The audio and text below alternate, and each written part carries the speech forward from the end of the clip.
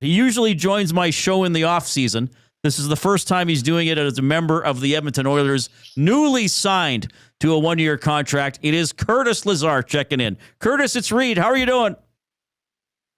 Reid, I'm doing fantastic. How are you? I'm doing very well. Pretty interesting news that broke this morning. How does that sound? Curtis Lazar of the Edmonton Oilers, first of all.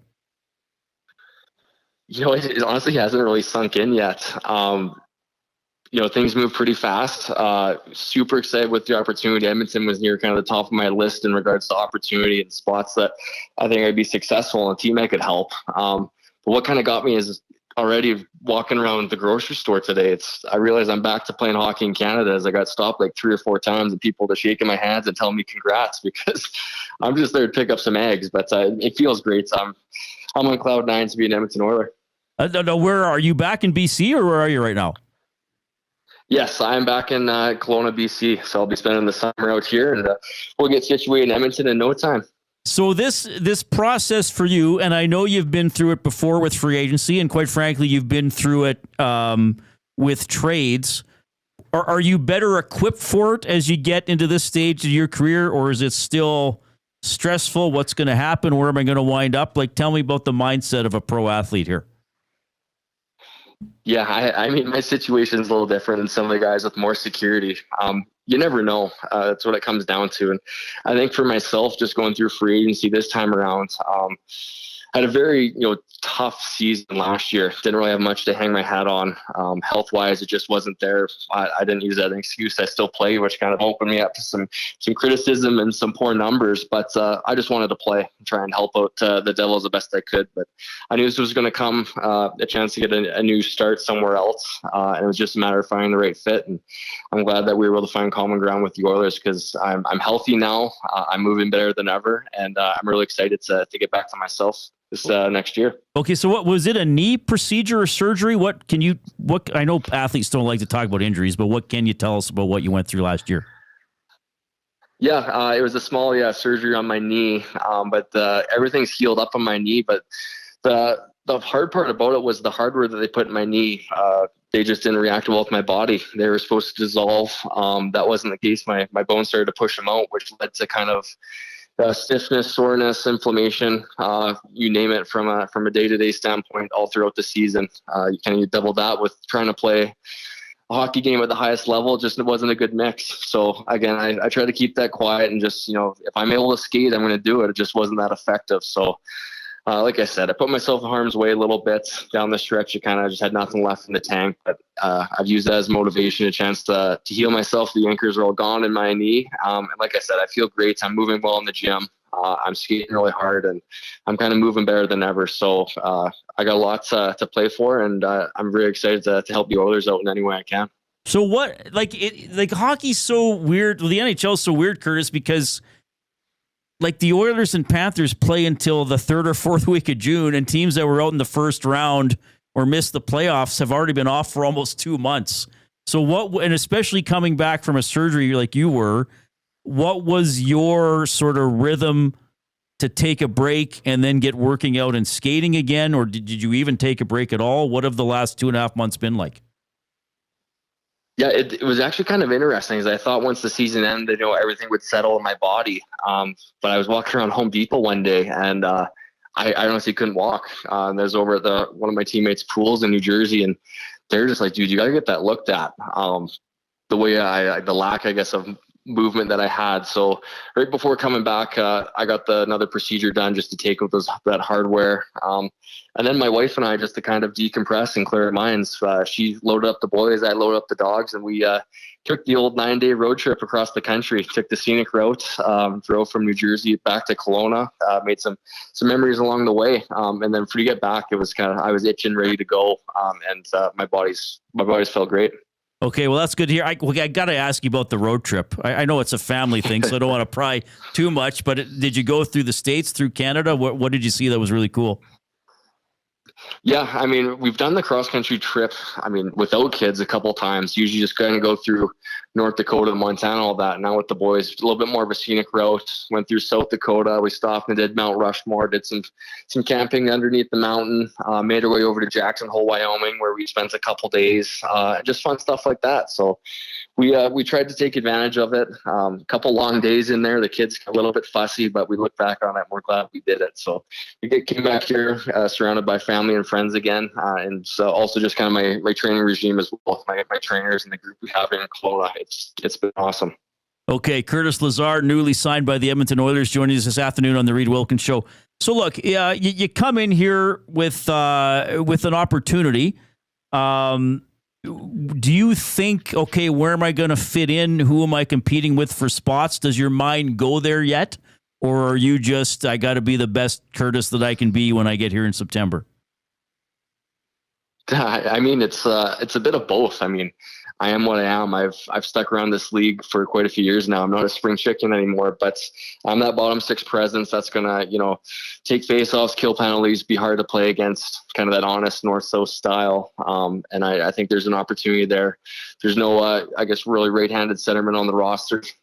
So that kind of, I take some pride in that. It's going to lead some opportunity. As I talked to Coach and Stan about today as well, as kind of my versatility. I'm comfortable on the left and right wing. You can kind of move me around all over the place. So I'm just going to do whatever it takes to win. I'm going to do whatever the team needs, play them in any position it is. And I'm just excited to contribute. It's a great team that's is trying to get over that hump, and I just want to be a part of that. All right.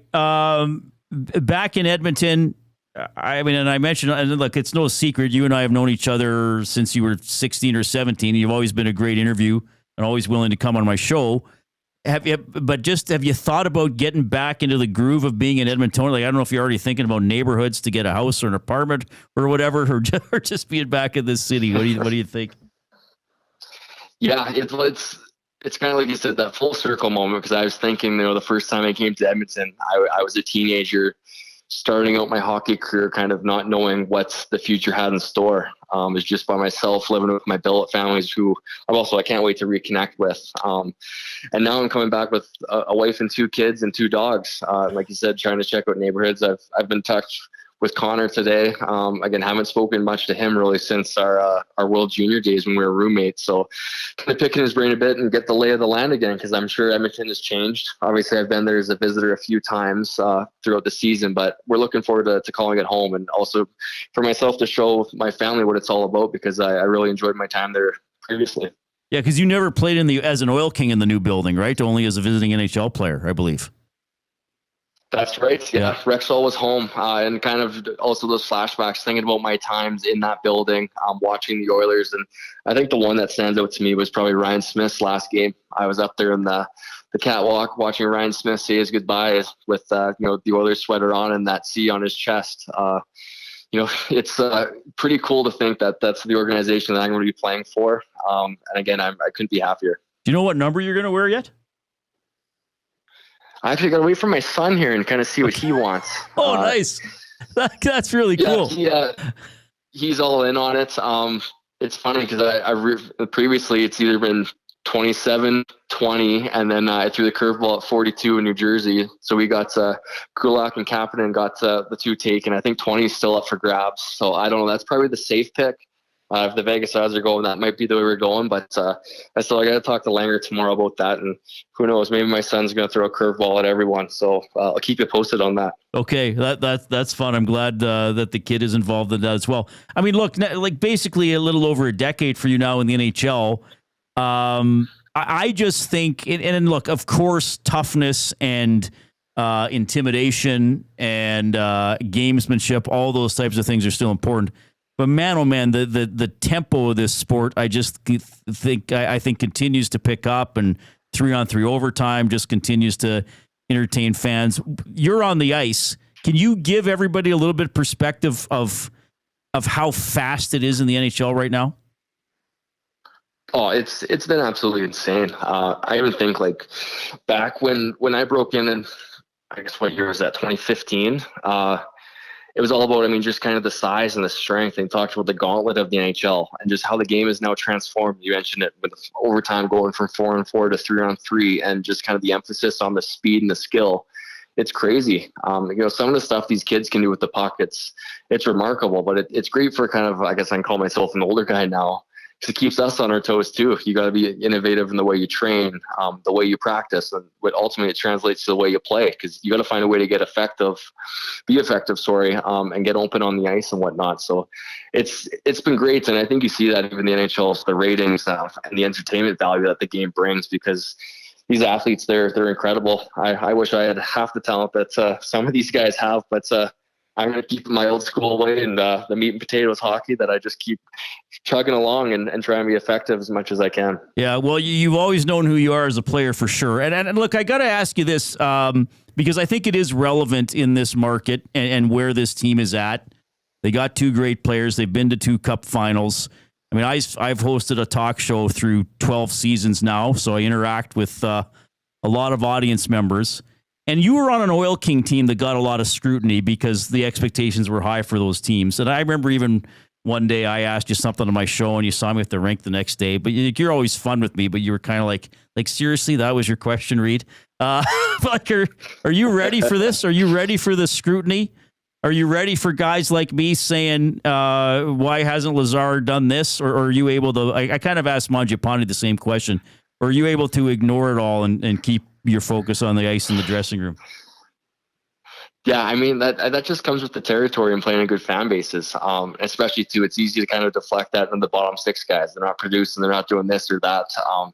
I've played in Ottawa, Calgary, Vancouver. I mean, playing in Canada is a different beast. I'm well versed in it. And let's just say I've gotten a full dose of it already today, and I haven't even been looking or trying to look at any of it. But of kind of, who's this bum? What kind of numbers having 5 points last year and stuff? And you can't help but laugh, right? There's a reason why I'm in here, and the team's got trust in me and to do a job. And I'm looking forward to making the fans fall in love with me, just in my effort, my play, and also just, proving a lot of people wrong, knowing that last year, the injury-riddled season I have was a fluke, and that I'm an effective player in this game. Right on. Well, some people in our chat are enjoying the fact that your son may be involved in picking a number, so that could be fun. I hope I can maybe break that story. That's the only thing I'll ask a favor from you here while you're at Edmonton. What about, you got 2 kids now? Are they both in sports? Or are they still? Well, no, they'd be old enough to be doing something, right? Oh yeah, Owen's 4 and Caden's 2, and let me tell you, they're going to take over Edmonton by storm. They love hockey, and they're a handful, but it's awesome. It allows me to kind of clear my head and, like you said, probably escape that scrutiny once in a while, and just let them be boys. So they're just as thrilled as I am. We've been trying to track down some Oilers swag out here in BC as much as we can today, because they're loud and proud Oilers fans, and I can't wait to get to the rink and to see everyone. Well, congratulations on the contract. Great to have you back in town. I mean, I say this all the time. Edmontonians love when people who aren't from Edmonton love Edmonton, and I put you in that category. So it's great that you're back.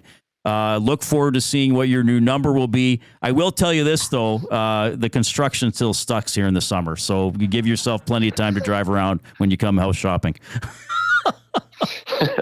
Reid, I just spent the last couple of years in New York City, so I think we'll be all right. Well, yeah, we'll have to tell those stories next time you're on the show as well. So that's a good point. Yeah. Hey, I know you're doing other interviews today. Thanks for making time for this show. Congratulations on the new deal. We'll see you soon.